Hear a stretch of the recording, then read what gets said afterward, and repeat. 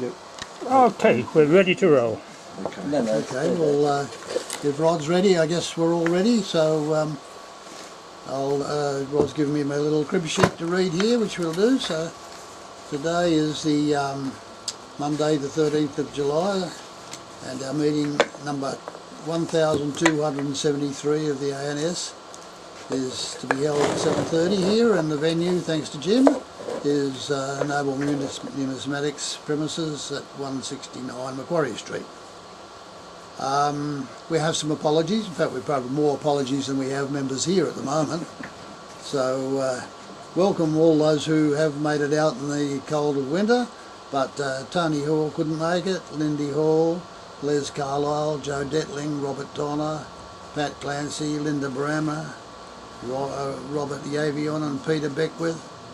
And then on Matthew Lloyd, George Polofsky, George Petridis, and Phil Miller, and Hikmat Kuzar. I'm not sure I know that. Kuzar, yeah.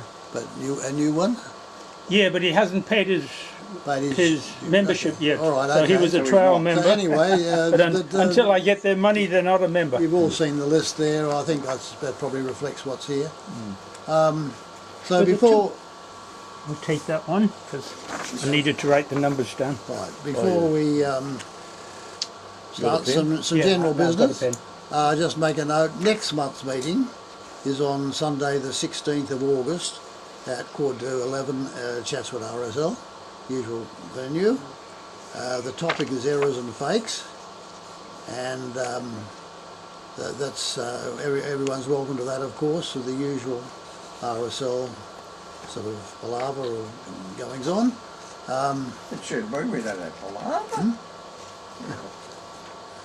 We have a proper meeting. Yeah. Anyway, it's always a nice venue, and people like to have it stay for lunch and so on. They do a reasonable fish and chips, I remember. Unfortunately, it's a long way from Robertson to get there. So anyway, Rod is distributing the latest journal. For those who haven't got one, he probably got one for you, and a medal too. I feel there's it's in there. Medal in there. Yeah. Don't want to open it just in case I drop it on the way home. So, if any member has not paid their membership renewal, Rod can take their payment. And there's also apparently an alternative variety medal for sale of the one that you've got for $10. So anyone who wants all the different colours, they're available. Now, once again, we have to thanks to Jim for preparing a talk for us about the current numismatic market, and in particular his auction coming up at the end of July. We are aware that we cause him considerable stress in putting it a week or two early for him to be fully prepared, but nevertheless he's a showman way back, so he will entertain us, I'm sure. And so I'll now invite Jim to tell us about this, and we'll start the proceedings. Thank you, Mr. President. I would like to make a little news announcement. I only learnt this afternoon from Rachel's son Ed that Gerhard Rodman Bash passed away about 2 weeks ago. It's a shame. And then his funeral, we only just learned it today myself. And I think Ed said no one was there except the family, and he was going to turn 88 in September, but he only had half a kidney and he was in a bad way in hospital quite a bit. And Jill retired. She's her birthday on the same day as me, 8th of August. She'll be turning 71. She's 9 years younger than me. So she's worked hard and didn't stop. So our office closed in Melbourne, and we've got Roxbury's occupying it now. They've taken over the lease to run their show. I thought, why destroy the setup? Yeah. So it worked out all right. But yeah, that was a bit of a shock. But it doesn't surprise me. Yeah, it didn't surprise me because they like to keep things private, and that was like a private funeral. He's got a son and a daughter, and yeah, it would have been a big thing for him, but it was to be expected, I guess. But there you go. Nothing's forever. Not even Noble Numismatic, potentially. Oh, we hope so. So you have no lingering representative in Melbourne at all then? No, but the phone's directed to us here, so we get Okay. the occasional phone call. But no, I was thinking about it for a while, and our lease was up at the end of the year, so I thought we'd make a move now. But they were with us, Jill and Goward, for a long time, Yeah. and handled some great things, Sure. including John Chapman's collection of medals, which I've got one or two at the moment coming up for sale. Now, the problem with our auction is that two key people who were casuals decided to quit on the spot.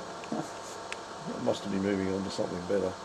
And I had no chance to say, well, what about helping us get sorted with the next catalogue? So we're doing it ourselves. We've got all the photography virtually done. Just got to get the photos right. The girls have mounted the coins with labels on, most of them.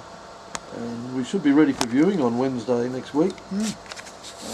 Catalogue itself, because of this lateness and the fact that we wouldn't be able to get them overseas, we've decided to print them in a much lower run. Maybe we'll do 100 copies, maybe less. And maybe I'll print it by digital print. But everything's online, and it went online yesterday on Saturday morning, and Paul Bickerton already rang me, so he saw it. He's planning to come up and view next week. That sort of helps that it's online, and it'll go on mobility so people can leave bids. My son Bryce is working on it. He's spending a lot of time on it, and it should be able to download onto mobility. I mean, the actual production of the catalogue's the hard part, because you've got to page it, lay it out properly, do it.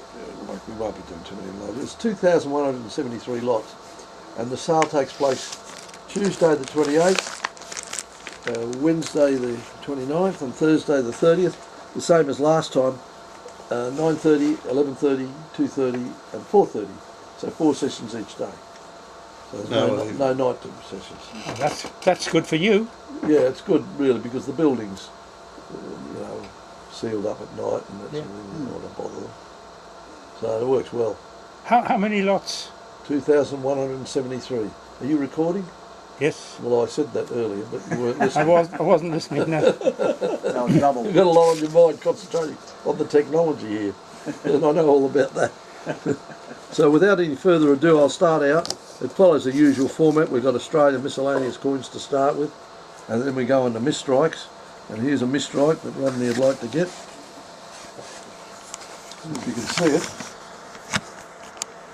We need a good light on it, don't we? That's what I didn't get. The light. Is it possible to He's going to get the light on the counter. He's very good at this. He deserves to get the big top Boy Scout badge for this.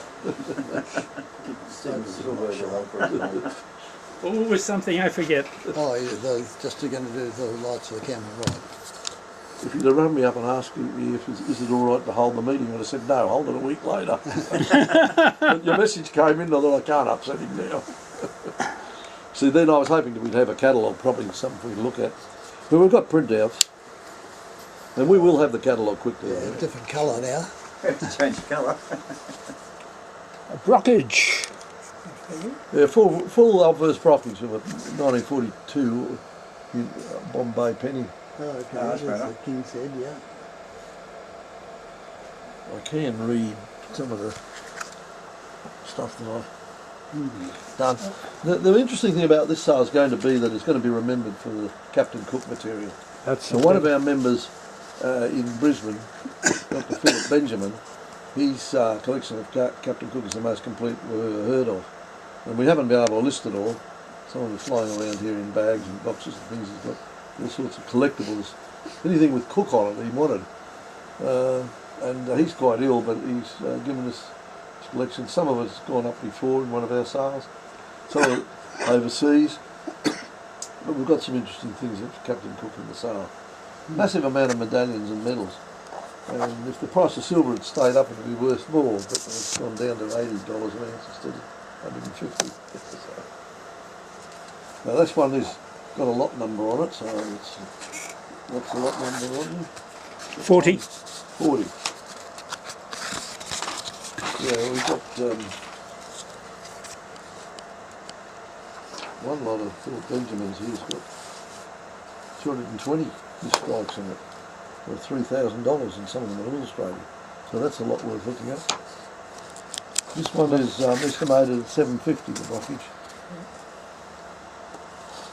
The next one I got is just, I picked it out because it's nice condition. A couple of florins off centre, part plain edge, lip rings, and nice uncirculated almost. Two of them for $150.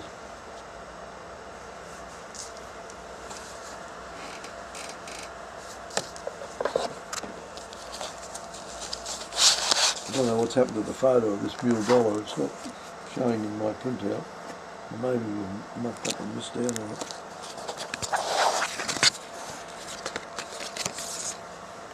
This is the mule dollar. Quite nice condition for one of these. It's, as you know, it's struck with a 10-cent sunburst die in the year 2000. Always got surface marks on this. You can see the wide rim. Yeah. That's just for Australianos, aficionados who want misstrikes and things. I thought in the decimal coins we start out with the famous pattern. Yeah. Swan dollar. It's lot number 68, is it? It's illustrated. I'll just have a look. It's illustrated. There are two of them. 58, sorry. 1500. Graded as nearly FDC. Both of them are from Philip Benjamin's collection. He's got two of them. And they're like that. They both are very similar. Not tone, brilliant. Plain edges. The plain edges are reckoned to be the proofs, and the milled edges the big uncirculated versions. Lady came in and she had some interesting coins. She had some German New Guinea. So I actually didn't have any German New Guinea, so I was pretty thrilled and excited. She's got a 5 mark, 2 mark, 1 mark and half mark in silver. And a 1 penny. No, a 10 penny. And I had a 1 penny, so something missing a 2 penny in the Guinea series. That one's estimated at 3,000. It's quite nice. It's a popular coin. There's a lot of decimal gold coins sort of drawn. There's one lot with 12 in one lot for 21,000. There's 2 Waitangi crowns for Benjamin. Nice. Popular world crown.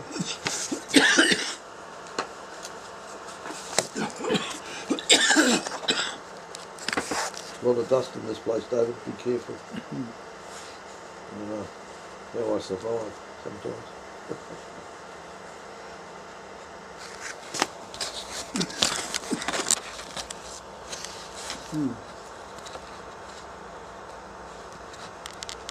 So those coins occupy the second session, the New Guinea, New Zealand, and we've also got Australian tokens. This is a bit of a... I've just got to take this because this will be the sun. No, it's not. Just in the middle of this talk, it's being recorded. Yeah, I heard that. At that time. Okay.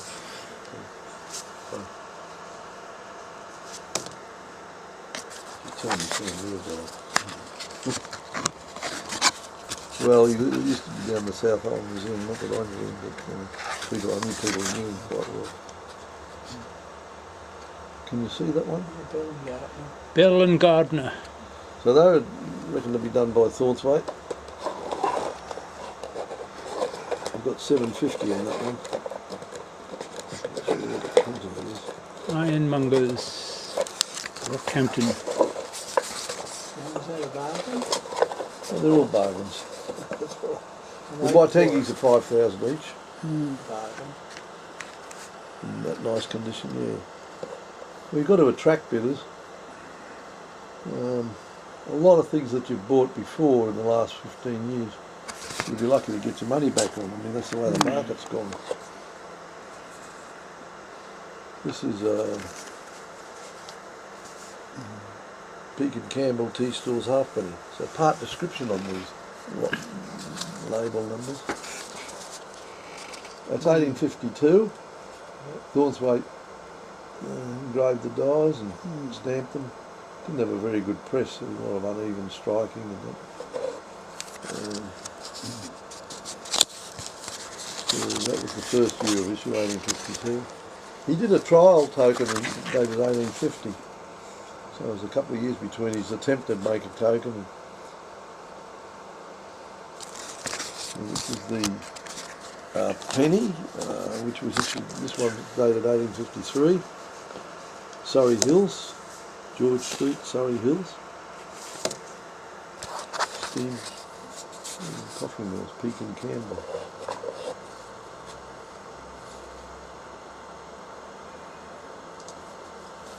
Apart from the ones he did for people, he also did some for himself. It's just J.C. Thornswaite on them and that one. I'll show you that in a minute.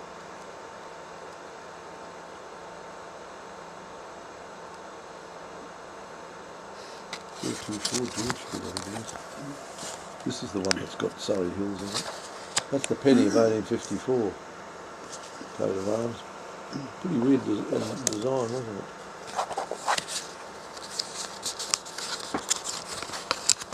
And we've got a couple of halfpennies as well. They're just hard to see in this lighting.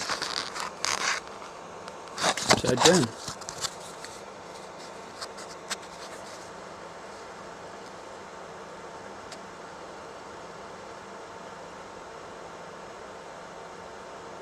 $18.54.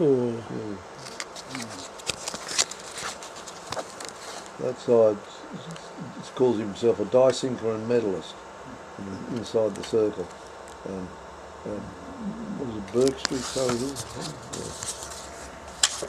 His threepence is really nice, this one here. Came in recently.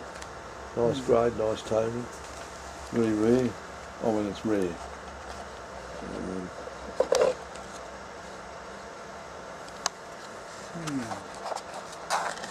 You're better off buying these than buying a bloody sovereign. You know, you can get that for 1,500. It's better than buying a sovereign,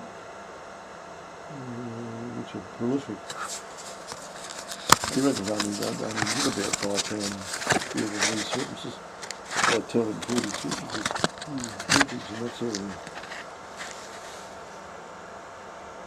Silver token, JCT, J.C. Thornswaite. A rising sun.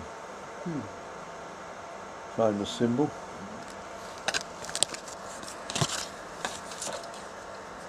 Finding some badges are collected by the military aficionados. This is an 1858 Hogarth Ericsson and Company silver threepence.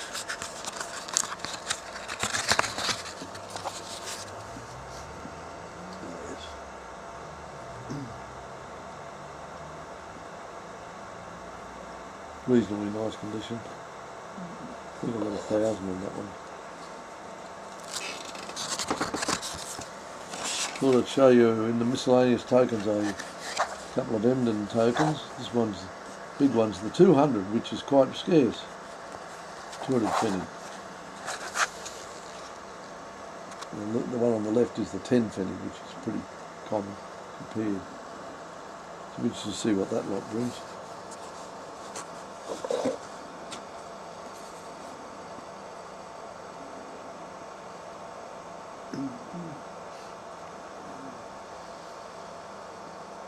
SMS. The old Emden. A canteen token, isn't it? Picture things up in the shop, in the ship.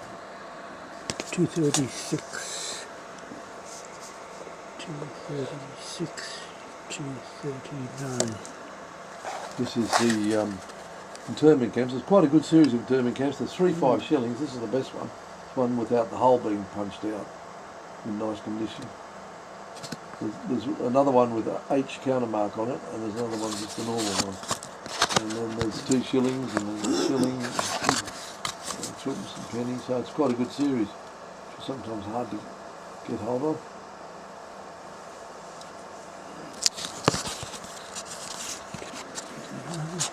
This is from Alan McRae's collection. This is the Bathurst collector. This is a ninthpenny check, which is by Millers in aluminium. I wonder if anyone's got one of these. And the reverse, it shows, if you turn it over on there, it's playing there, and that's on the other side, it's stamped. 17th Battalion. So there's a letter there with the coin being sold, which was written by Dave Allen, saying he got it from the commander and his family, and there were 5 of them. That's all it's known to exist. I don't know what the other 4, but it's mentioned in that letter that goes with the lot. And there's something rare you can buy with history.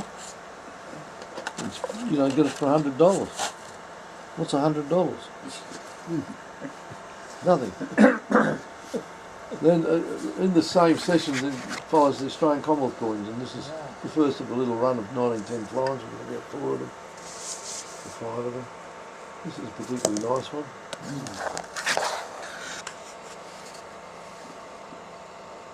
Like that spiralling cartwheeling luster, don't you?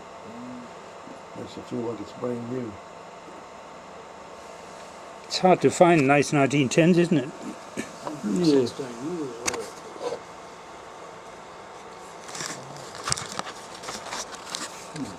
Nice sheer type. Yeah.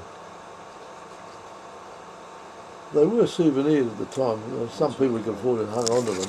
That's why they turn up in nice condition. Sorry, what was that? 276. This one here is a 1914. Mint condition. 282. You want all your florins in that condition. Otherwise, what's the use of collecting them? No one's ever brought me a bag of mint condition George V florins, I can tell you. Wish they would.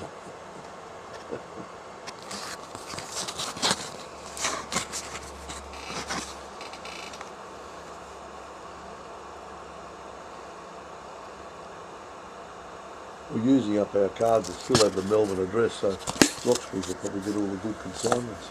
People trying to contact us with this. I should be on a commission. Well, this is a funny looking threepence, isn't it? You can see what it is. Need a magnifying glass to see the last date for you. Yeah, 1922/01. Well, you can read Advanced Australia, so that's respectable, isn't it? Yep.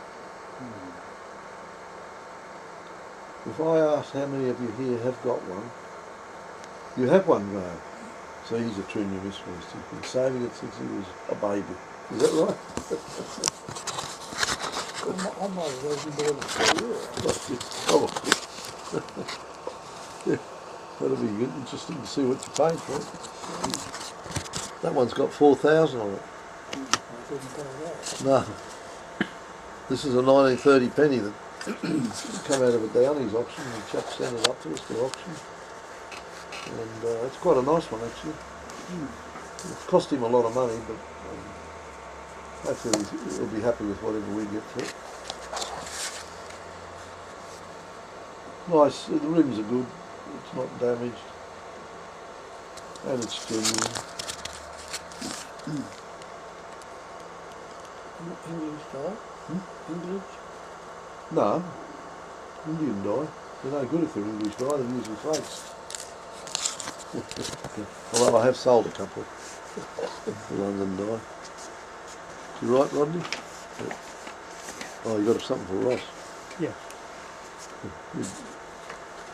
Yours and Carol's. And journal. Lots of good reading, I presume. This is one that KJC sold. The chap died. He part of his estate. Quite a nice one. Not quite as good as the other one. First one's got an estimate of 17.5, this one's got an estimate of 15. In our last sale we had 2 and they both sold. And the one at 17.5, and the last sale sold for 20. I hope there's buyers around this time.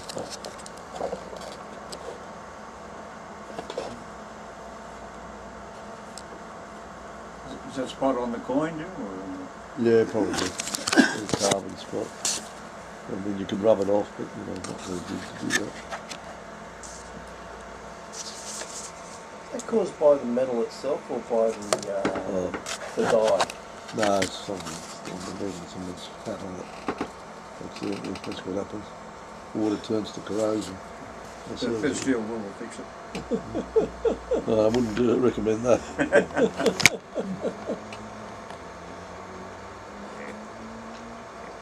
Sometimes you get coins out of 2x2s where they've been there for years and they've got grime all over them. You just rub them with a tissue and they look better. But then you're impacting the surface. Now that's the last of the Australian Commonwealth. That's the 1923 halfpenny with, I graded it as EF. It's estimated at 3,000. It's pretty good though. Now the next session, session 3, is the historical medals and things. And it starts out with a Captain Cook Resolution Adventure Medal in bronze or copper, not in platinum, and it's from the second die. So the one that they did the silver ones. I once had one decades ago, which was sold in one of our auctions, and it came from a famous old collection. And there's this one. This is the only two I know of. So this is in Phil Benjamin's. He's one from the first die in silver. I don't know what's happened to that. He's supposed to have sold it in Heritage, but I haven't tracked it down. But this is an important medal. I think we've got 3,000 on it. There's a couple of uniface ones that were in L. Richard Smith's collection. They wrote the booklet on Resolution Adventure. Just to remind you how Captain Cook looked. This is Pingo's design of his portrait, which was done in 1784 when he, in memorial of him by the Royal Society. Beautiful medal. They say 281 of them were struck in silver. Most American collectors would like to have one because they have been involved with Cook. North American collectors.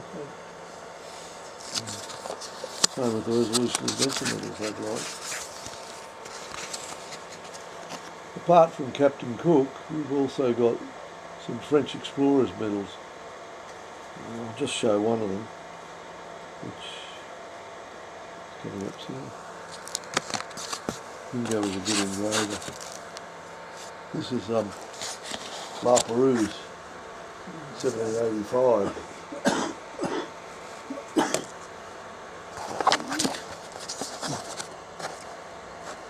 There's a legend telling about what he did and when, and then on the other side a portrait of Louis XVI, I think.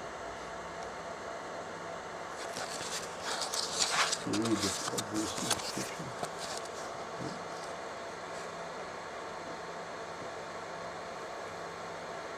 Nice portrait, isn't it? Quite scarce. This comes from the Bob Timpson collection. You all know who Bob is. I've got a few of his items in this sale. Not many, in that time. There'll be a lot more in the next sale. This is one that's interesting. It's from Victoria, Malden in Victoria in 1864. Agricultural one. In silver, nicely done. One for Peter. If it was Warden Bill, you'd have to have it. Portland. Portland, yeah. Well, Melbourne's not that far. It's pretty closer to Melbourne, isn't it?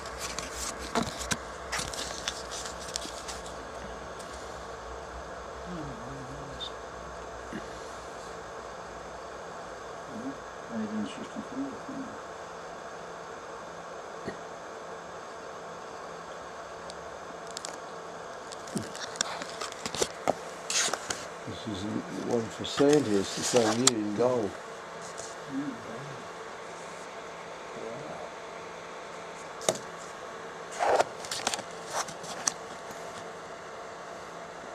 See, 4 marks stamping there. The same fellow. How much gold would you reckon be in it? Have it plated? No, it's gold. There you go. It's gold. No, they had found a lot of gold in Victoria. It was available. Just had to spend the money.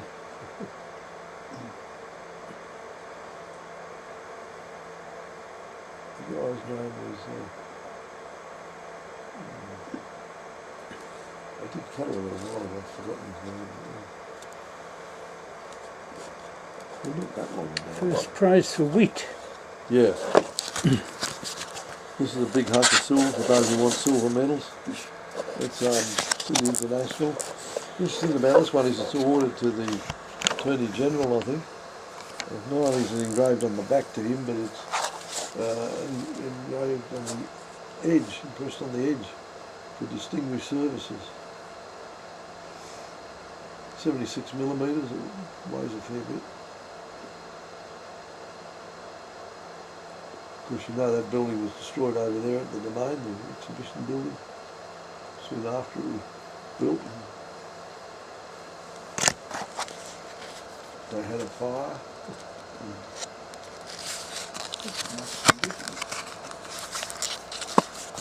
It's a little bit knocked around, but it's...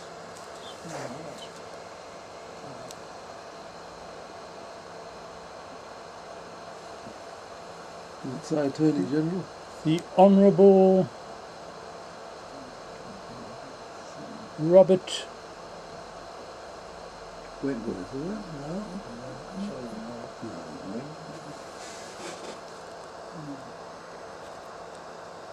Mac something or other. McGowan? MP Attorney General underneath, see? Important man. Look like in the- S.O. Maxum or MP, yeah. Attorney I General. do have some prints of these things, but anyway. This is another nice medal for the What was 1880 that? exhibition. 445.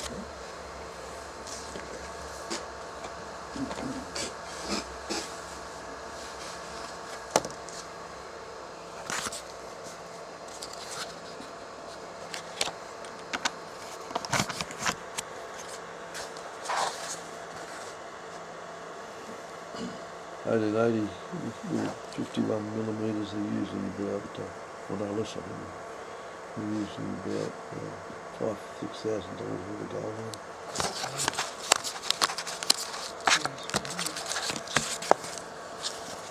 It's a good hobby collecting gold medal.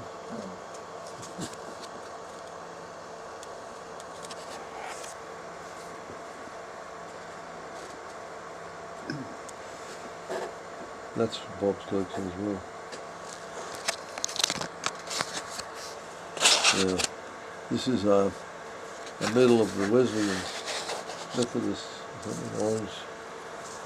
in orange. It's in nice condition. I think we might have bought it from one of our sons. He sent over a collection from England of medals to do with the Methodists and that sort of thing. All the little historical and the London Missionary Society and all that. So John O'Connor catalogued them, so naturally then they've got long descriptions and everything's photographed. He'll hang the expense doing it, but it's a nice presentation for the man who owns them. The Young Australia. Yeah. It's a great medal, that. I like it. There's the hand, and I promise to abstain. Intoxicating liquor. Well, I can't say I haven't done that. I've unfortunately succumbed. It was a different society in those days. Very Victorian, very religious, very strict.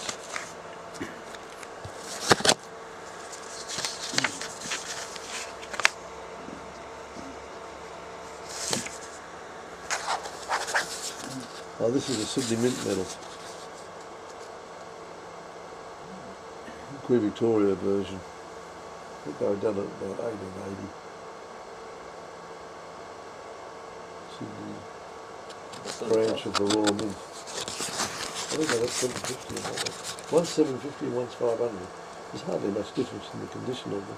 It's the one Howard wrote up about in our last journal. Yeah, a chap actually rang me about one he's got, a medal of George V. The name inscribed on the edge of it. I'd like to see that. See if it's mentioned in the article.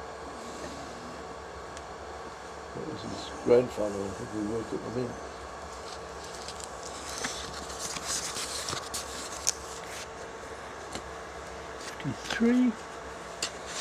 This is an interesting medal. It's for rescuing people in the shipwreck. Overlow. Bill Morris did a name on it.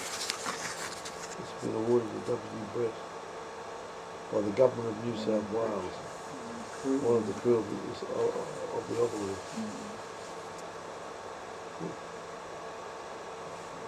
What did they do?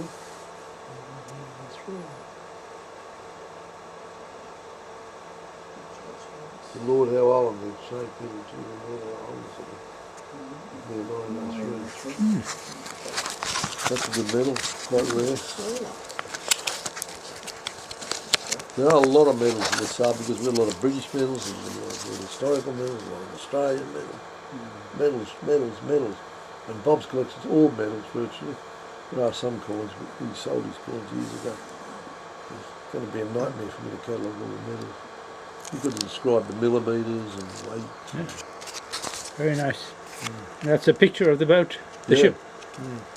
No, because the sales aren't so soon, you're going to have to read fast and work out how much you want to spend. But if you give me the money in advance, I might give you a discount.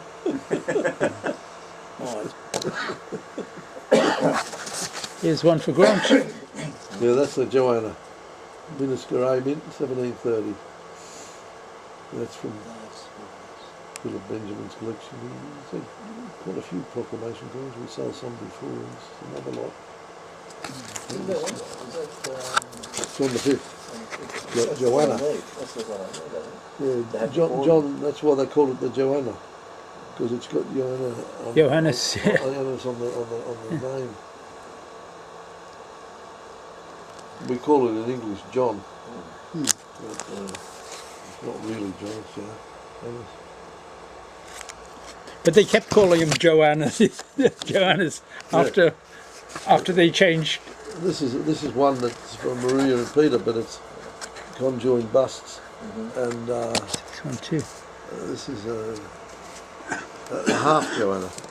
The Joanna was 12,800 rees. This is 6,400. Dated 1780, is it? 82. 82. And see the R in front of the bus, not next to the date, but further to the right. See there? There's an R for Rio de Janeiro. If Rodney angled it right, we could see it. You know what I'm talking about? No. Go about, quite a few spaces to the right of the date. Oh, yeah. You see the R tucked in there? Oh yes, there's the R. Yeah, The Rio Mint. yeah.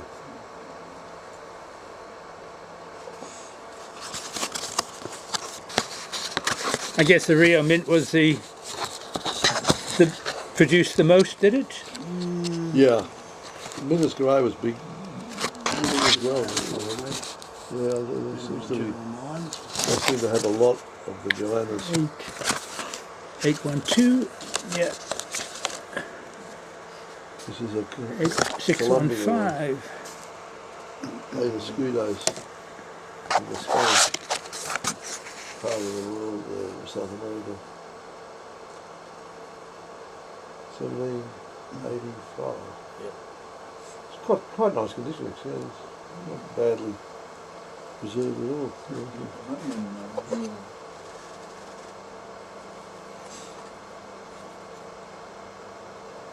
Charles III.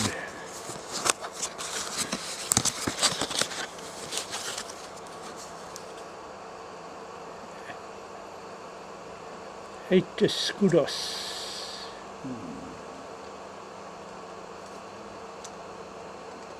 Nervarino, NR. Left of the symbol there. JJ, the sale.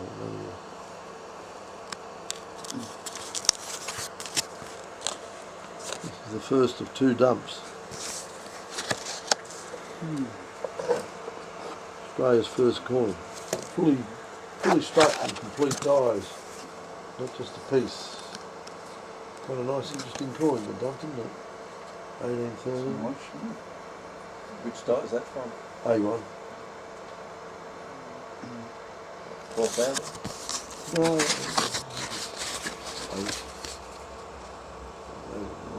Maybe 9. 9, I think I put 9 on it.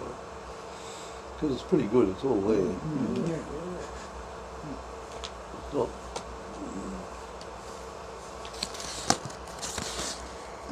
There's another one that's sharpened, but it's got a little bit of a damage. Cut it over the edge. It's sharper, and it's an A1 as well.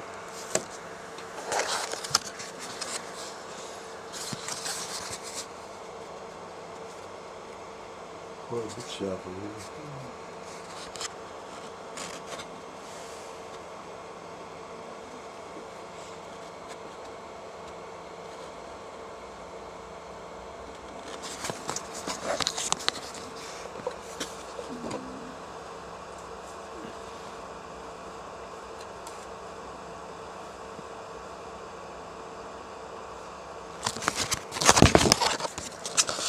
Now there's a coin that was named after me.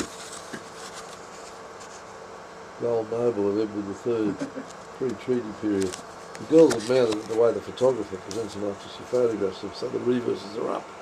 Because it annoys me, but you can turn it over and look at it. Much rather see the king of the ship. So, an interesting mark up at the top there, had something done to it in antiquity. It's quite a good ship in the king of the ship. See that thing there where Rodney Sugar is? Somewhere around there is where it might have had some treatment. It may have been mounted or something, but I can't tell. They're popular coins. I was toying around with using that as our symbol. There is something on Instagram or Facebook or something where they've used one. Something they've drawn up. This is a Henry VIII, crown of the double rose.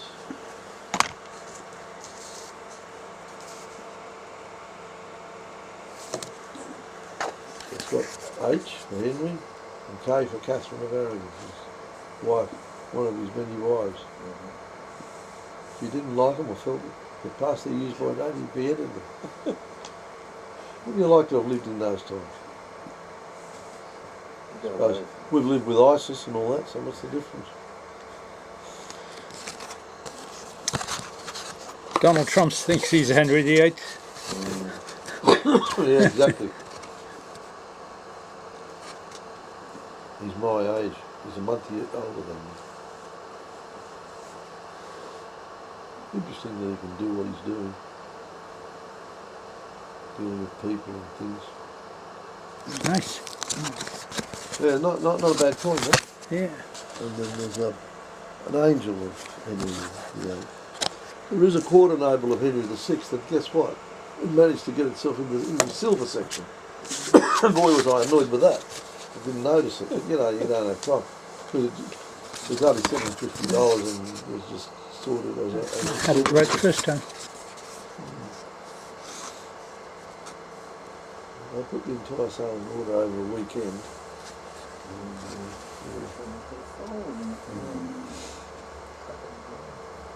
I'm relaxing talking about them, but I've had a lot of stress trying to get to this stage, this state, to get these things ready. And now getting the catalogue, I'm doing some panicking about it. People are saying don't even bother producing the catalogue because they cost a lot to print, paper and everything. But I think it'll only be 300 pages, so I think I'll be all right. I won't I won't print it offset, I think, because I find out digital it's quicker. Some of the firms over in London now only produce 70 catalogues. You know, they might have a war medal sale or a coin sale at Noonan's, and they'll produce 70 hard copy catalogues. You just go and look online, I tell you. Saves all that postage. I've been paying a fortune out for postage. I wonder if I'm going broke. Paying postage all the time. Now that's a nice coin turned up recently. Bloke sent it to us, and it's I said, well, that's got to be by Laurie Nugent. That 2x2 Put it upside down. The Pax Penny of Harold II. I remember Laurie running around with good coins like this, and his handwriting is familiar to me.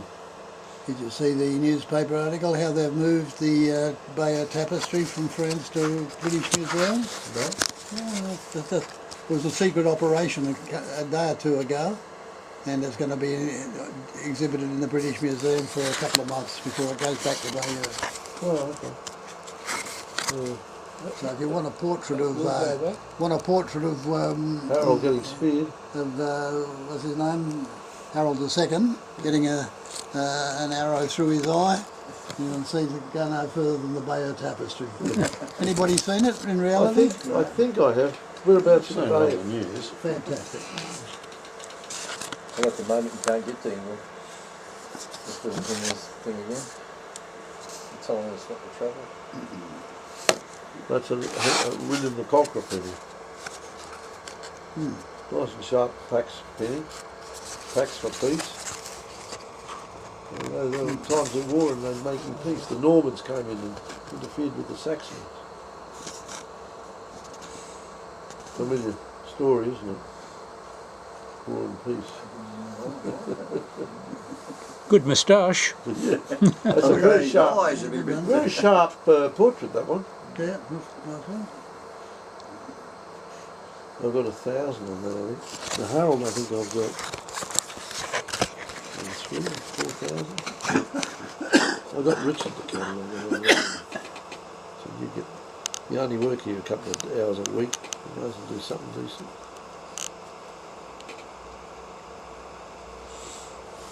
Yeah, nice one, mate. I like it. This is I used to collect copper, and this is a lovely Charles II halfpenny. I think it's better than any I had. Phil Benjamin's collection. I don't know where he got it from, but it's almost got hints of original mint colour. Hints of it. It's lovely. Sharp. See the high bit of hair there above his eye over the forehead. That's got frictional abrasion on it because it's probably in someone's camera getting rubbed or something like that. It's lovely coin. Nice copper they use. They get it from Sweden. Nice light brown copper colour. The alloy was good. Later on the alloy was terrible, like Perth mint pennies. See, 1675 roughly. Yes. You've never had one like that, have you? 1684. That's got 1,000 on it. Why don't you just buy it? You're going to see another one like that. Well, you can pay $1,500 for a bloody ordinary sovereign. You can buy that for 1,000. You're kidding me. It's true, isn't it? When you think about it. I'll stick with tin. You're trying. Just as you just so happen to mention tin, and voila, James II Oh, good. in tin.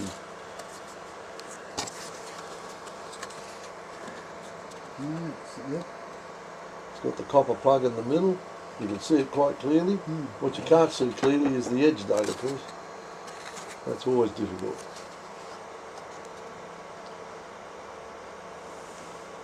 And there's one in a little bulk lot as well, Roger, James II.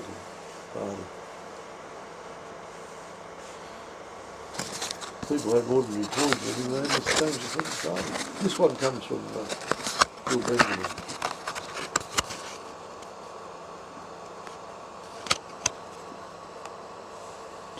Farthing.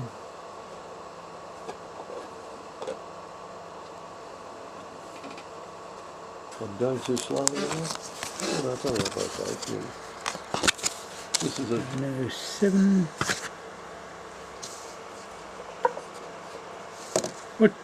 What's the estimate on the tin piece? Don't worry, I'll look it up online. It's in I'll the mark it. hundreds. It's in the hundreds. You make Jim feel unwanted.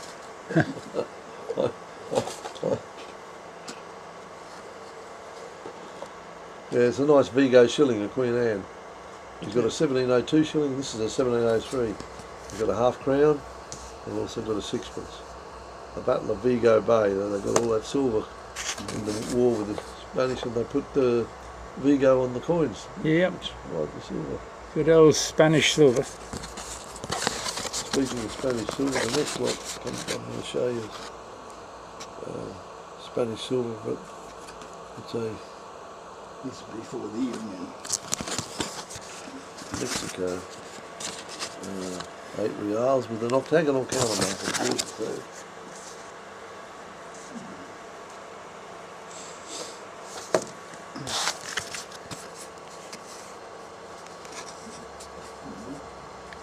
I was saying the head of a fool on a bust of arse or something like that. Ass. Ass? Yeah.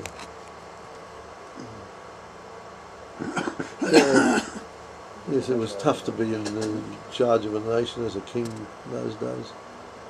He got ridiculed. The journals always loved to comment, didn't they? Yeah.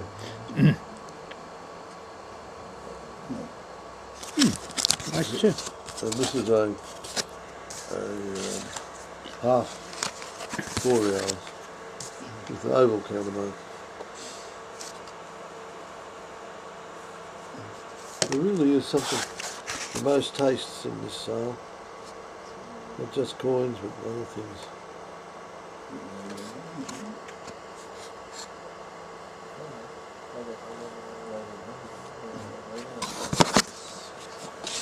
This is a cartwheel coin. You might think, oh, it's a cartwheel penny. No, it's not a penny, not a tuppence penny, it's a halfpenny. This is, of course, a pattern coin. They never struck them to circulate halfpennies, but that was, they did farthings as well. But that's a halfpenny, 1797, and sold to him by Alan McRae, I think it was, by Dave Allen. Only $175 or something.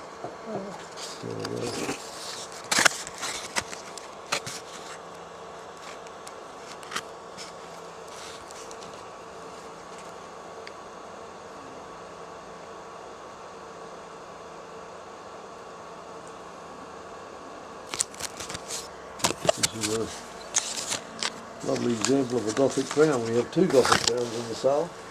Both quite nice. This is a really good one.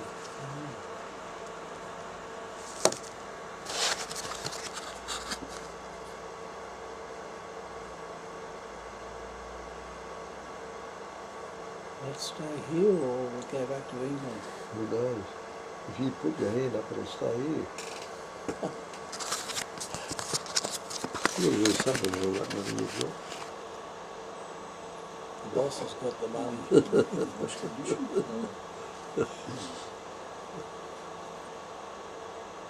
That's nice.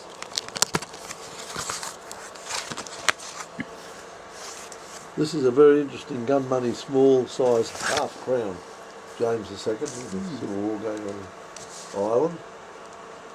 Living the third chasing the loyalists throughout. Now this is very interesting because it's sharp, it's extremely fine, no wear, no corrosion really. And you see each one of them had a month, and this one's June, spelt J-N-U-E. Misspelling, an error. The engraving, can you believe that? It's catalogued at £750 in Sylvie's old catalogue. I just thought it was a great piece. I wish I could have some money to start collecting again. And that's, I have to spend money all the time. Beautiful, eh? Interesting item. The man who's a big collector of those, John Raynham, he passed away recently, famous collector. In America, in Ireland, he was Irish, and he'd love to have had that one. I wonder if Del Parker will notice it. You might notice you might want to buy it, but gee, I've got to get paid, deal.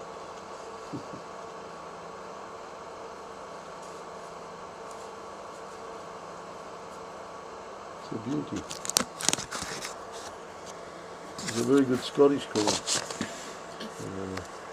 Mary and Henry Darnley in 1566 or something, or 65 is it?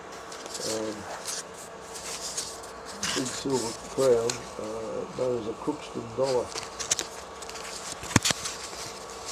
It's Alan McRae, you see he's got his type description.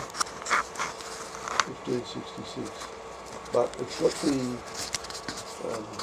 thistle countermark there to the left, see the tree, the palm tree. That thistle countermark is to denote a change in value because in 1578, under James VI, it became James I of England.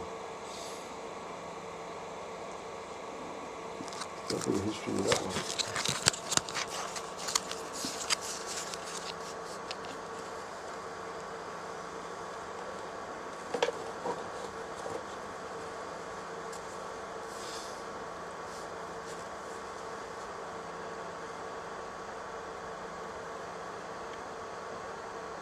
So we are Mary and Henry. It's very nice. Yeah. This is start of British historical medals. This one's a nice big silver one from Philip Benjamin's collection. Decent breeder, isn't it? I think I've got the printout of it.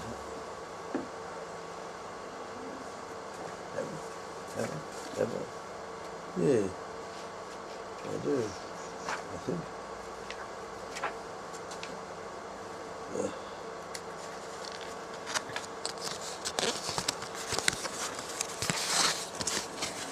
Yeah, that's $1,500 piece of breeder from our sale '93. And it's got a lettered edge. I always thought Charles II's coins were lovely. Yeah. They always really look good. Yeah. Yeah, that's a great medal.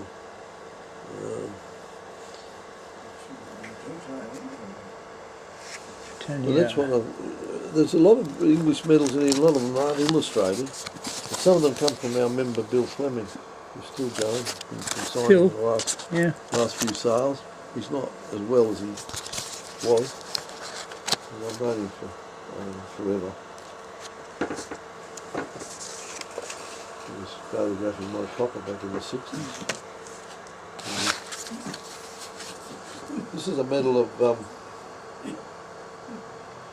Queen Anne. destruction of the Spanish-French fleet near Vigo. Good Vigo Queen medal. Anne. 1702. That's right. The same one, they captured a bullion ship and took all the silver to make Yeah, the so we had the coins. Now coins. this is the medal commemorating. There's the action on the reverse. Imagine how exciting that was for people. Yeah, that's in the era when they couldn't get illustration or go and get paintings.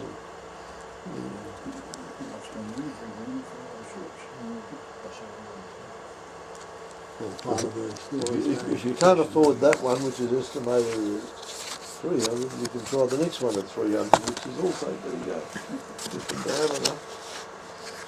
Less than half the weight. So, quite a few interesting medals, lots of them.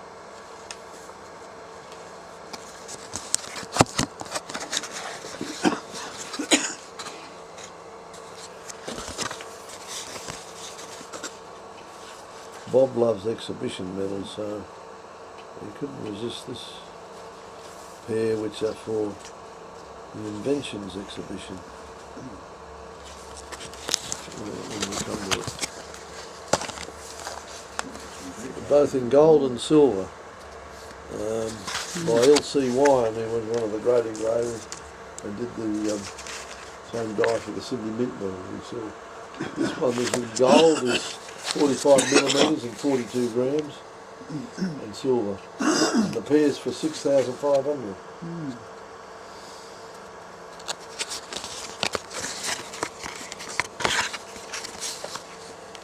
So I didn't want to disappoint you, I had to get some good things into the sale. Taking through some of Bob's stuff in the boxes, I thought I can't resist these gold medals. There's one I haven't shown you because it's in the ball, but the one we had on the front cover in 1979 for the prize for New South Wales exhibitors in 1862 in London. It's in gold, it's 12 ounces, it's the biggest gold medal ever made in Australia. It's the year Simon was born. I remember when he was born, I had to take the catalogue down to the GPO in Martin Place and mail it. Our third catalogue. I don't know what the rest is in there, or not. Oh, in 79. Look at that beautiful design, eh? Cattle in the field. Anyone been to Sri Lanka or Ceylon? I've never been there, no. Well, what's wrong with you people? You want to get there?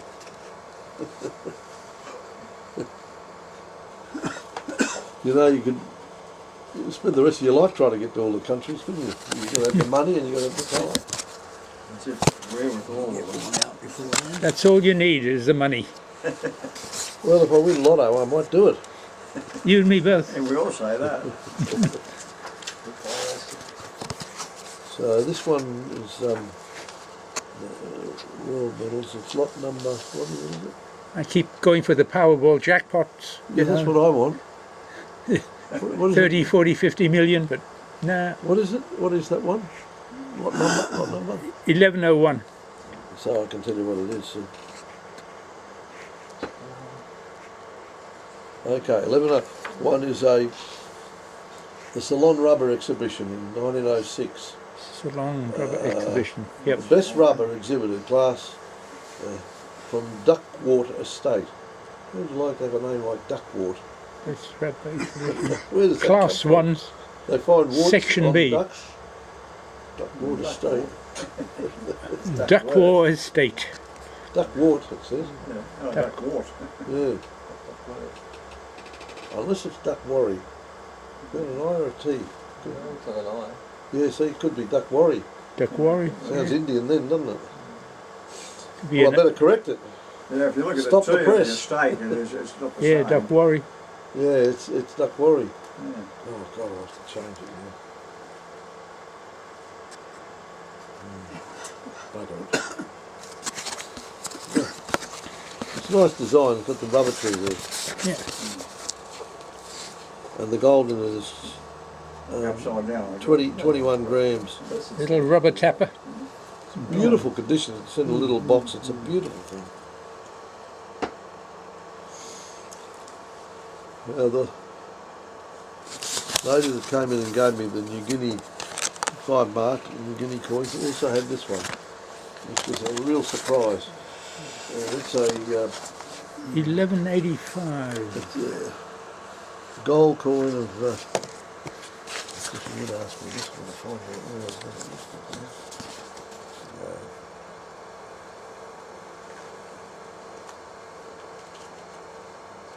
1818.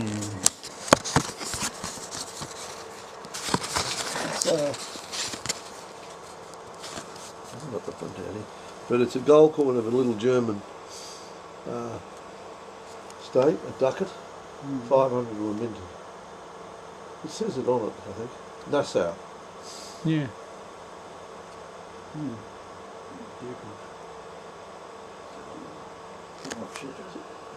It's a little rare little coin. I mentioned to say it's probably the only one in Australia, for sure. It's got 5,000 on it. This is a nice little platinum coin when platinum was worth a lot more than gold. The Russians had platinum. Russian. And they were issuing 3 ruble coins, 6 ruble coins, and 12 ruble coins. This is a nice condition, 3 ruble. Nice surface. 1829. Nicholas I.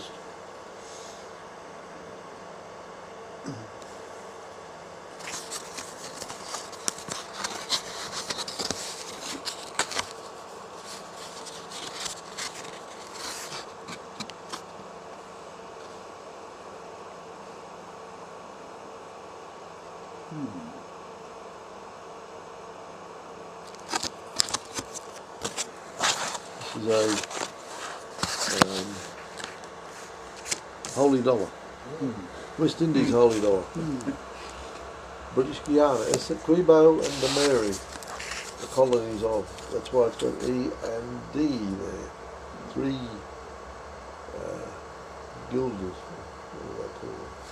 There's a few that we don't do the Mary.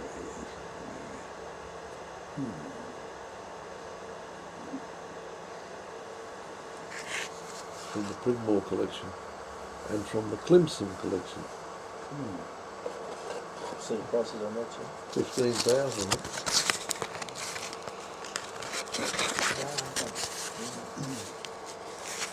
Yeah.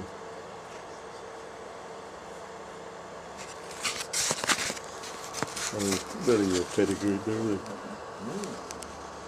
Top collector's coin, I thought this will add a bit of interest to the catalogue. This is, the next one's a,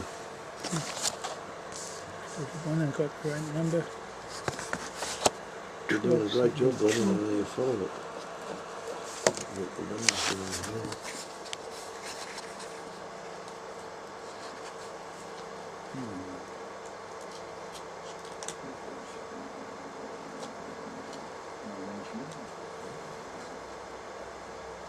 That Manchurian provinces, a silver $half, it's quite scarce. If the Chinese get excited about it.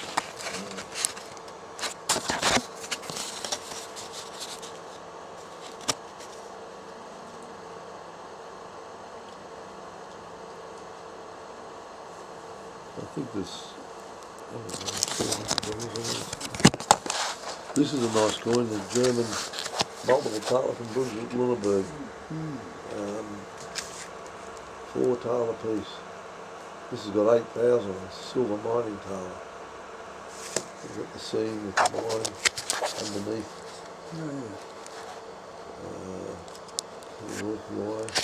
The horse has got a counter mark on it for the district that it was issued from.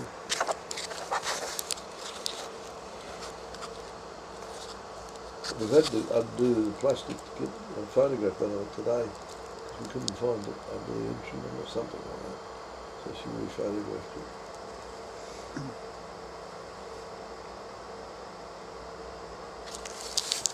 Nice big silver coin. Don't often see them.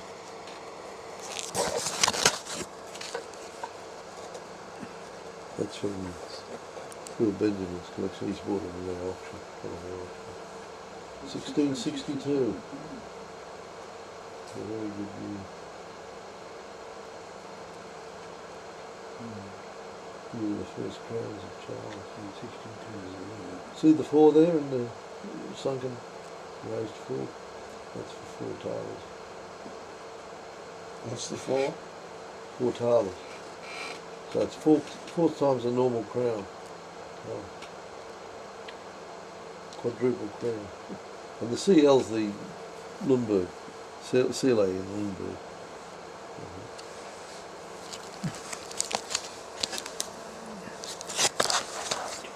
When things were booming in 1973, when Gilbert Heiden's collection came up, trade dollars were selling for a fortune, Japanese trade dollars. You just couldn't buy one, they were going so high. Anyway, this one's in at 500, I've got 2 of them in the sale. You can get the Japanese yens all right, but getting the trade dollars, this one's one issued in 1875.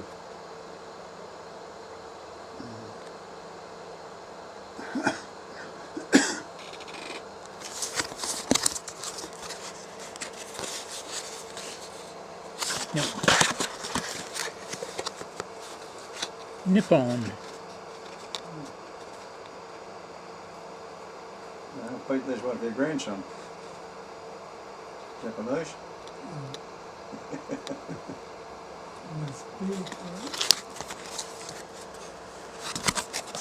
This is a siege coin of the Netherlands.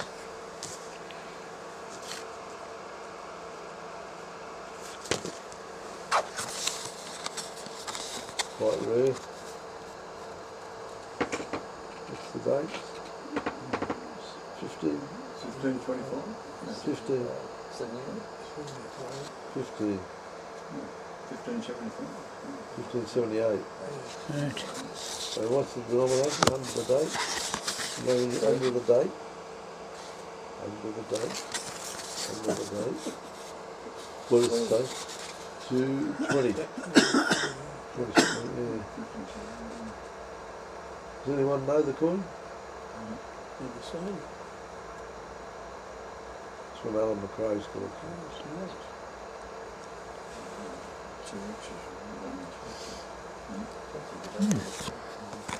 Interesting siege piece. Yeah. Just a nice Dutch silver rider with which we started.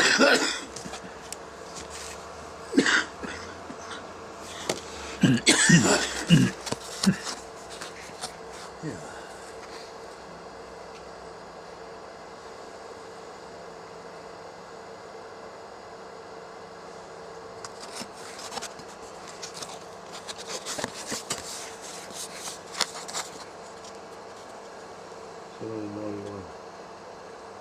It's very nice.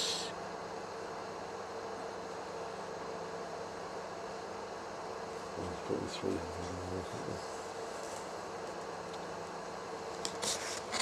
That was a silver rider.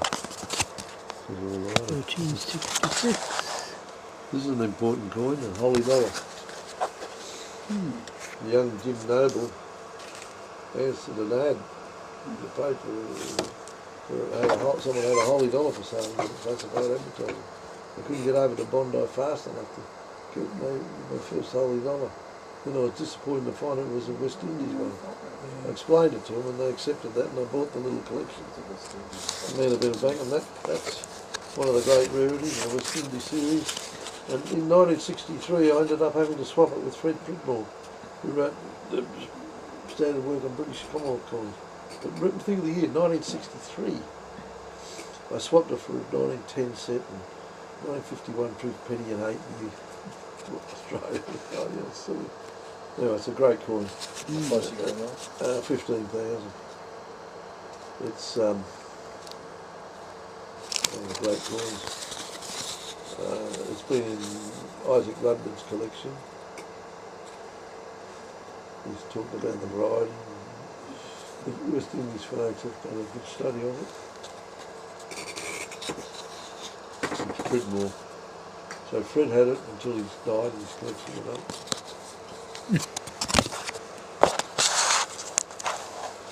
Phil Benjamin did have an ancient coin or two, not many, but this is a nice Philip II stater.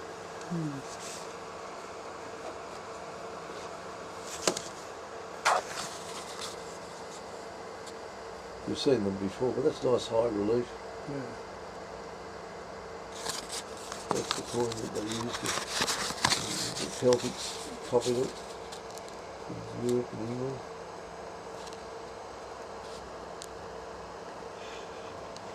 Philip coin, yeah. Something like that. I think we haven't done the Greek conversions. Collar will be wonderful.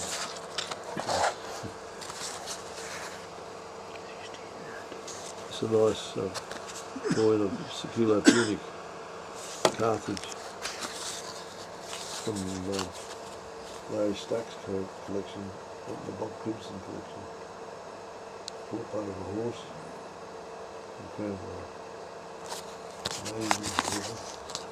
Palm tree in the desert something of Africa. Nice tetradome, isn't it, David? You could go for that.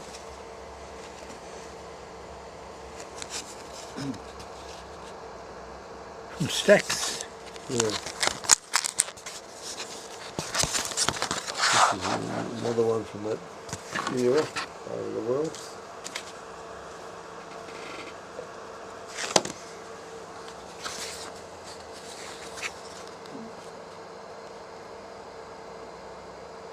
dolphins swimming around the head of the sea. The palm tree, the background of the horse, the calf Yeah. swimming, couple of horses. Good old Carthaginian.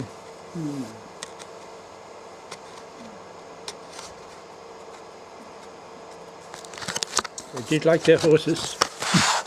This is a Lysimachus tetradrachm. Alexander the Great's general. This race. There's a likeness of Alexander. Deified Lord of Vermont. Nice piece, isn't it? Ex-David Warland? No, No. I don't think so. I think this one comes from another collector. Yeah.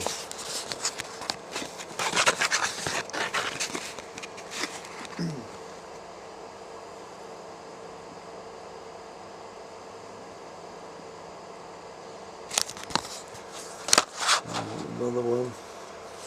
Tetradrachm.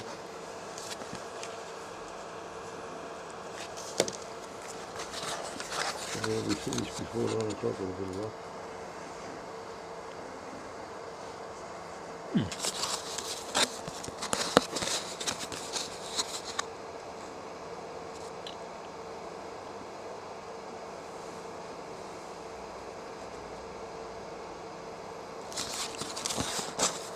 Here's one.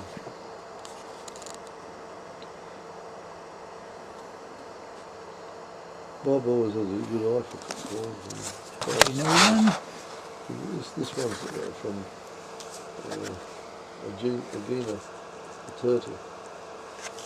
The arcade period, so we're going to follow it on BC.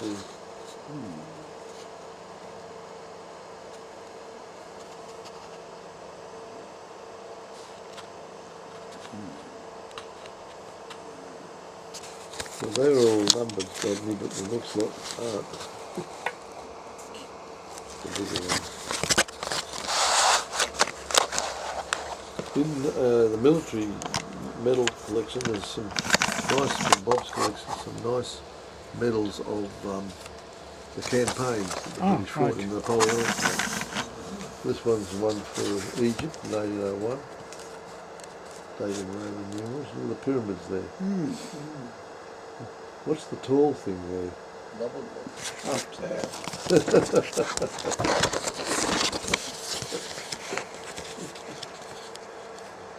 Interesting one.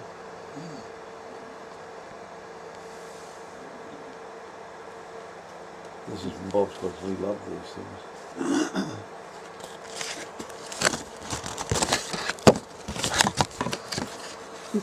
You don't have a lot number on that? No, unfortunately no. What is it meant to be actually? It's a campaign medal commemorating a campaign. Which campaign? In Egypt in 1801. 1801. Yeah. Is this Battle of the Nile? Yeah, probably. Nelson? No, it could be. Yeah. I'll see if I've got the Yeah, description. this is when he went basically followed the French fleet and did some damage to them in the Bay of Acapulco. Yeah, I think I can help you.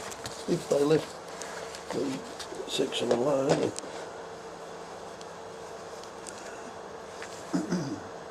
Yes, we can give you the Most information. of it's in Arabic. I was Rodney, just going to say, what's Rodney, stay calm. Stay calm, Rodney. I'll get the information. I'm going to get the information for you. This was the first printout where the pictures were the wrong size.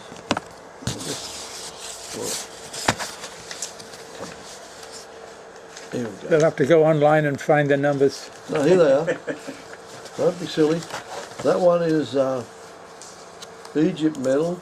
Mm-hmm. The Honourable East India Company Forces, 1801. What was it? What's the number? Lot 1731. 1731. 31. Okay. And then the next one will be. In India somewhere, I guess. No, this. Where is it? Oh, that's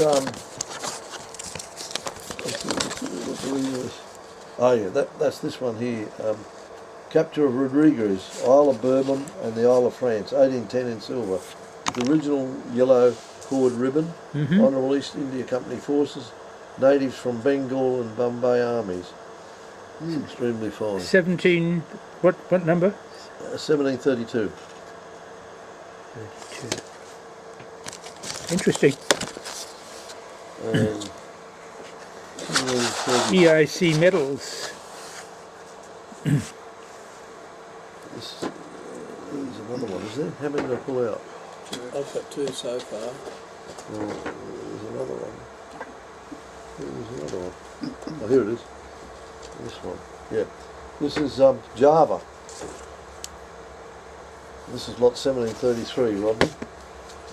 Java, conquered 26th of August 1811. Campaign medal in silver with yellow cord suspension. Depicts the assault on Fort Cornelius. Oh, yeah, I can see that. That's just Bryce texting me that he's up to something.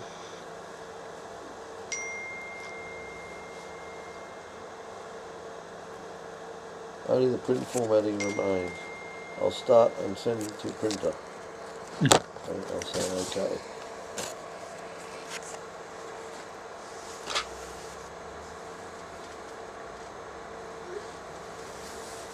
Okay, it's marvellous what you can do now, isn't it? So they're interesting medals, these, aren't they? Yeah. Well, this one here is the one for Nepal, 17. 1816. No, I mean, Oh, number. 1734. I've given it to you in lot We're order. giving to, we're viewing them in order. Yeah. Yep. It's Honourable East India Company forces again. They're all estimated at 1,500 each, which if you pick them up for that, you'll be very happy. I think. I wish I had the money. Yeah, you like them, don't you? Yeah, they're nice. Yeah, Bob's got good taste, like things like this. Just Definitely like, not Arabic, it's Farsi. I've got one here for Rodney to like. This one here, 1735. I'm not sure whether I put this in military medals or not. It's a Hong Kong Plague Medal.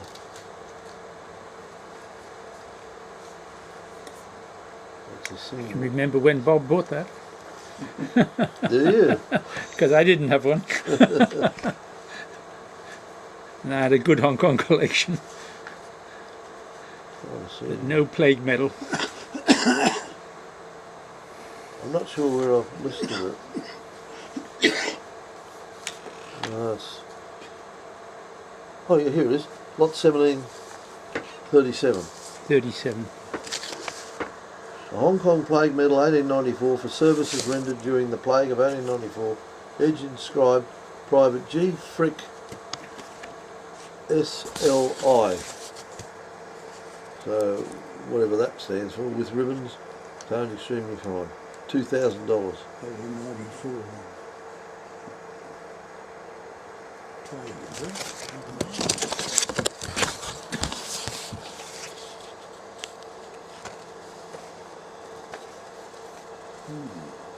I think the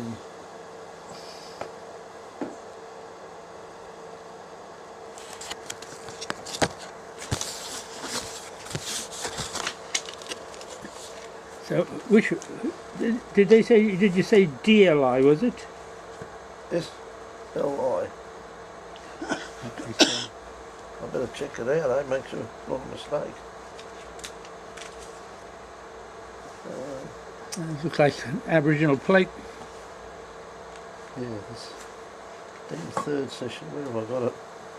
Anyway, these are interesting. This one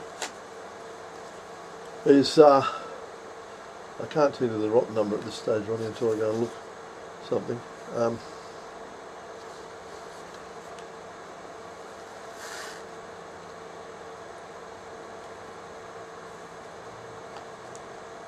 George Innes, Captain Piper's Constable, or Constabulary or something. It was issued in 1825. We know who Captain Piper was, Point Piper. Right. So there's quite a story on that one.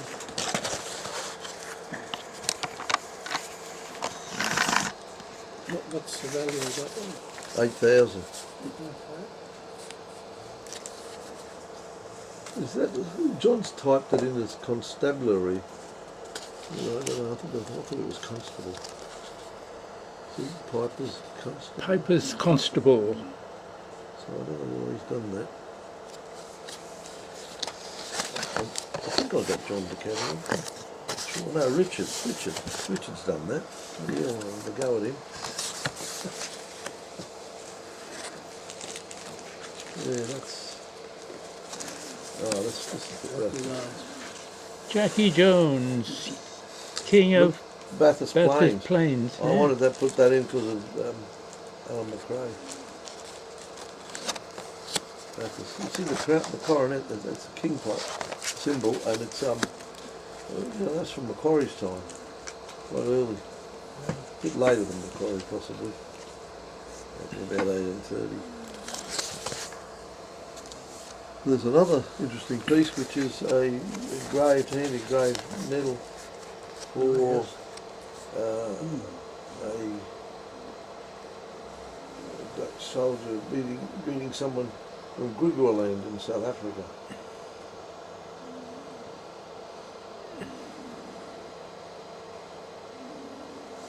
Now I do know the story of this medal, but I couldn't find it to catalogue it properly because I was too busy. We had it once in one of our very early auctions. Cornelius Kirk, Captain the Griguas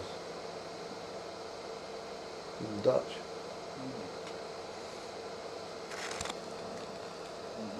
Yeah. 1825. It's got the date there. Did I see that? Oh, I've got it. Anyway, it's too late now. Another English bargain. government. Another bargain for you. They're interesting pieces, aren't they? Yes, They certainly are. very. So you've had a mixture there. I mean, there's banknotes. There's a rainbow pound in the sale. There's things that Ross has got to come and examine. There's cheques and shares, and there's one chair portfolio the bloke collected. There's still a Robinson's little booklet, an exhibition done in 1970 something. So you've got to come and buy that lot, Ross. It's a big portfolio of gold mining share certificates and that. Chap, I said, I'll put 500, and he seemed to be okay about it, even though he paid a lot more. There's cheque forms from banks in South Australia and Sounds like Walt Ronald again. yeah. No, it's not Walt Ronald though. Well, thank you everyone. Well, thank you. Thank you. For staying awake. It's amazing. No, well, I mean, for someone who complained that it should have been on next week, it came off pretty well. That's the showman in you, Jim. You don't need to worry about timing. Just as long as you got the material, you can. I was glad that we were able to get it numbered. And Rodney can record it. So Yeah. that's excellent. For posterity. Well done. Nice. Yeah. So look, I'll It's still being recorded. Good. we have another one of these for your collection. Right. The This is a different one. I've run out of the it's parchment. different white too. paper I noticed it's different because it's thicker cardboard. Oh, is it? I Okay. hope that won't make any difference to storage issues. Yes. But so thank Can you you get us in? so much for that. Could you turn it around? Yeah. All right. For the record. They're great. Shut your eyes, No, Brian. he wasn't on. Background. Oh yeah, great. Well done, Rodney. So Thank you. very interesting Yeah, thank you. presentation. Thank you. Yes. Probably if the trouble is if you'd had another week, you would have over prepared, and we'd still be here at midnight. Yeah, exactly. But that was just the right amount. Quite well done. I went to the where I had all the parchment papers that you normally get, Yeah. and I thought I had one there, Oh, there, mate. but it was the advertising bit on one side. So I said, That's okay. I'll find one of the nice thick Come on, single ones. When I sit down in my old age, I'll look at those and it'll bring memories back. But, Yeah, definitely. Thank you.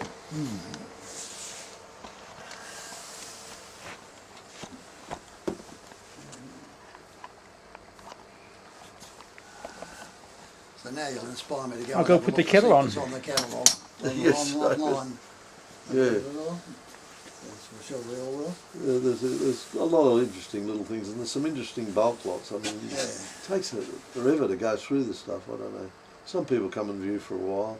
They like buying the bulk lots and breaking them up, selling things. So when's this sale? I did say, if you were listening, 28th. 28th, 29th and 30th. No, 12 sessions. 4 No sessions evenings. each day. No evening. No, you just sort of watch.